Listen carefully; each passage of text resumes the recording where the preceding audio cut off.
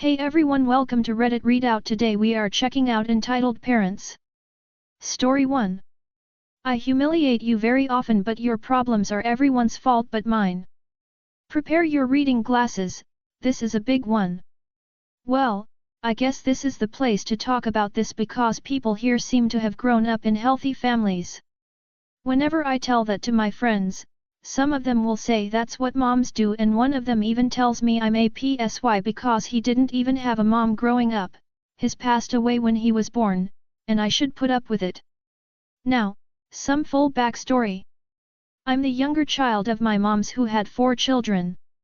I have an older sister and twin middle sisters. Growing up, I used to be the complicated child. My sister would always get compliments about their grades and behavior at school, whereas I was always struggling with school. Well, my mom thought I was some kind of genius because I learned how to speak and read really fast, speaking at 15 months old and reading at 3, so she consulted with a lot of schools and eventually one of them accepted me at the age of 5, skipping 2 years of school. At the beginning, it was okay, because a 5-year-old and a 7-year-old are not so different in their interests, but when I got to higher levels, it started to get troubling. The content of classes was not of my interest, so this is what went wrong with school. Besides, at age 11 I was diagnosed with ADHD. I had to take medicine to help me go through school properly. The medicine I took was really strong and it had me emotional most of the day. I was bullied for crying over small things, and having no appetite was an issue, because I hate my body.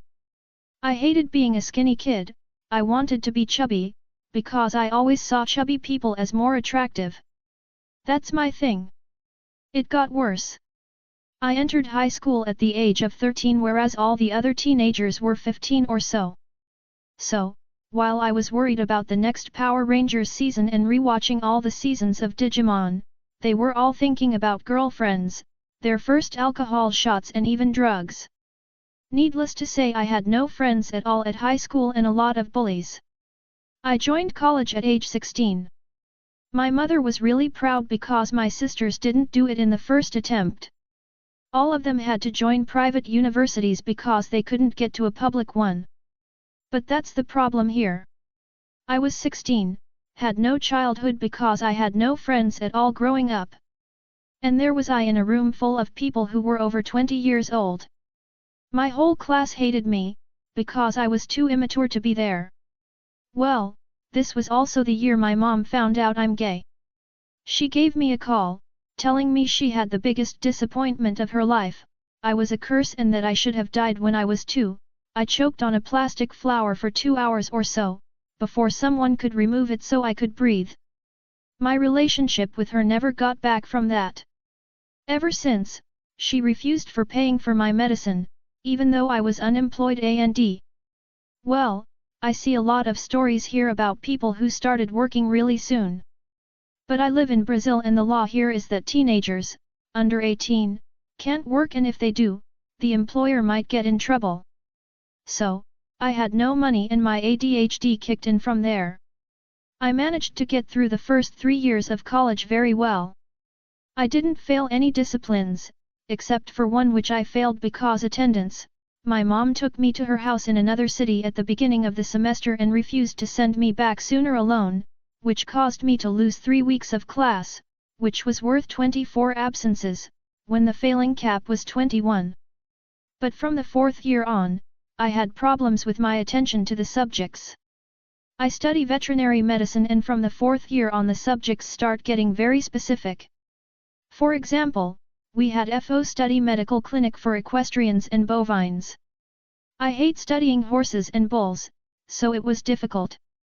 I have been failing at least one subject for the past 6 years. Next year I'll be there for 11 full years without graduating. Thanks untreated ADHD, you rock. I have seen all of my friends graduate, yet here I am still a year away from my graduation, if I pass all the subjects.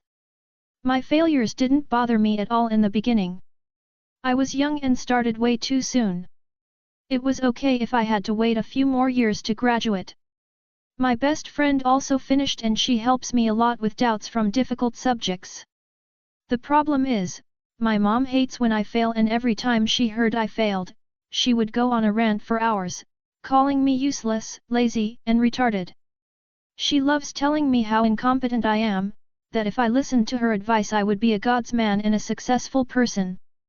It's one of her favorite. She also likes to call me stupid and tell me that me being gay is the problem, because I don't hide my sexuality.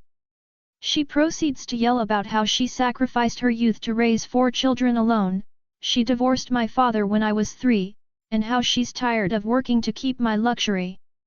Now here, keep in mind that mom earns our $7,000 a month and spends like our $200 with me when I need something like new clothes or food that she offers herself to buy for me. I do have a small job now and pay for most of my stuff, and we share the bills. I pay internet and water, she pays light, we don't have gas bills in Brazil. She's constantly reforming our house, changing things. She recently bought a new car even though we already have 2, and spends around our $500 with her hair every 2 weeks. Yet she insists I spend all of her money. Besides, she didn't live with me until this year's May. That's when she got a job in my city and came to live with me. It didn't go well.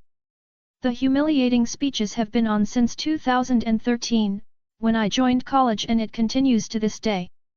So, after the pandemic I haven't been feeling well. I was worried that I was getting depressed and wanted to see a psychologist or psychiatrist, but my mom just said I should pray to God to set free of it and refused to believe me that it was that serious. So, in the last month, my life got a terrible turn.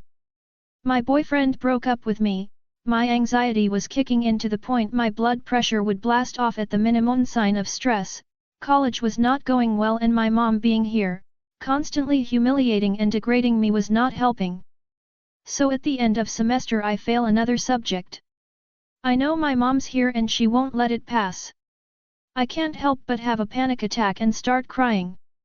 I cry so hard I start coughing, and I cough so hard I vomit. The desperation gets to the point when I think I rather take my life than spend another year in failure and humiliation. So I take a full bottle of pills and lay down, waiting for it to be over. It doesn't work, and my sisters are worried about me.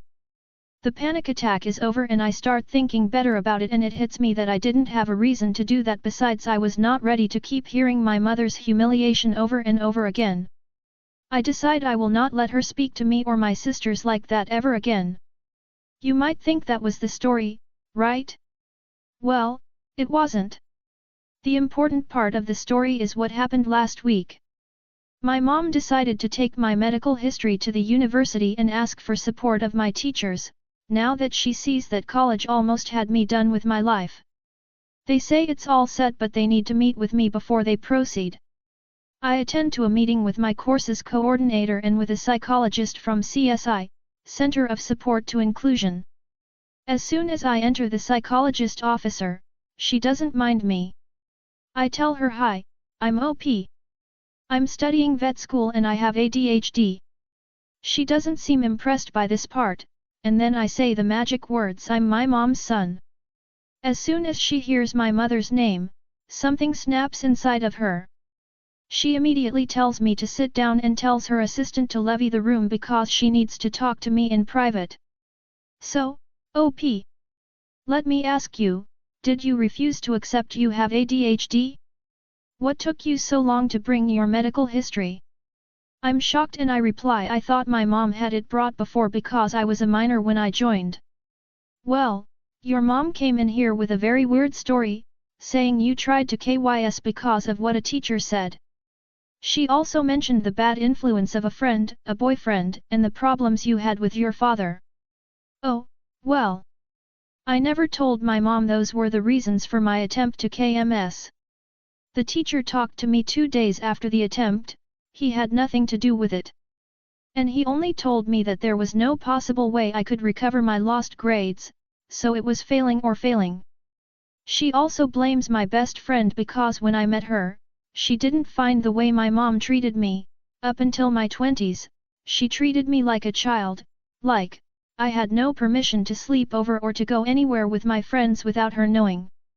My friend told me I should cut the umbilical cord and she was right.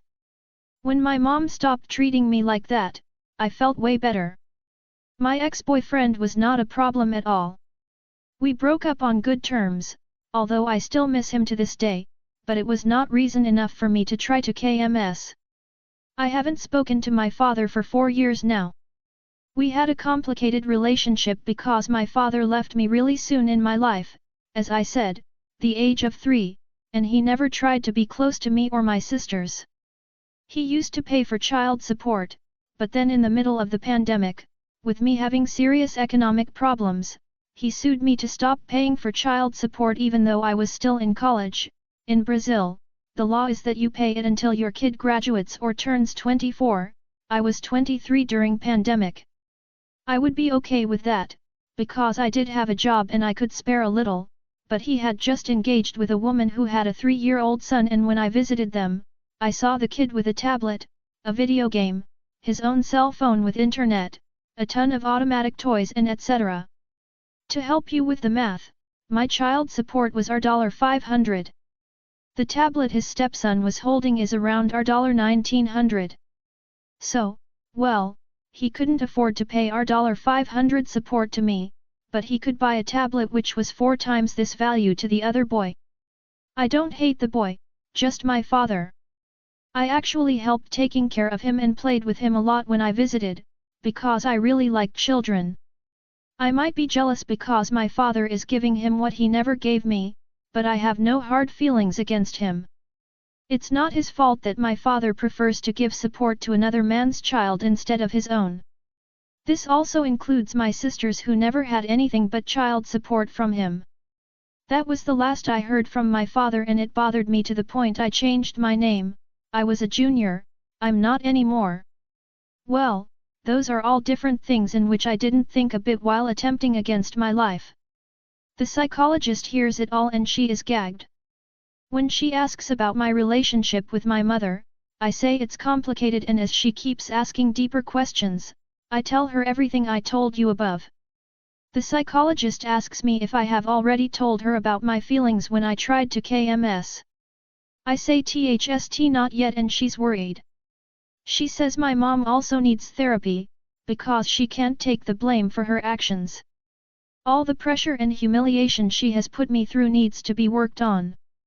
I left the office impressed with what my mom can make up to get rid of her guilt. But I'm not surprised. My mom never really apologized for her mistakes with anyone, neither me nor my sister nor anyone in our family. She always blames it on someone or something else and says she wouldn't have done it if another person had done something different. P.S. Well, yesterday, I did tell my mom that she was the reason I attempted to KMS. Not in a gentle way. She had a tooth surgery and my sister spent the whole week taking care of her. Yesterday, my sister wanted to see a friend and she freaked out about it, calling my sister a partygoer and irresponsible. I replied that she deserved it, but my mom said I shouldn't say anything since much like her I am, guess what? Useless and unwanted. So I proceeded to tell go ahead, say that. Next week you can lie to the psychologist about it to get rid of your guilt of when I tried Sui. I didn't try to do it because of anyone but you, yet hear you repeating the same things you did for all those years until it almost k*LLED me. She started crying and isolated herself for the whole day. She didn't speak to me until now. She went on a trip to her birthplace with my sister and they will be back only next week. I don't know how things are going to be when they come back. That's all for today. Please don't forget to like and subscribe.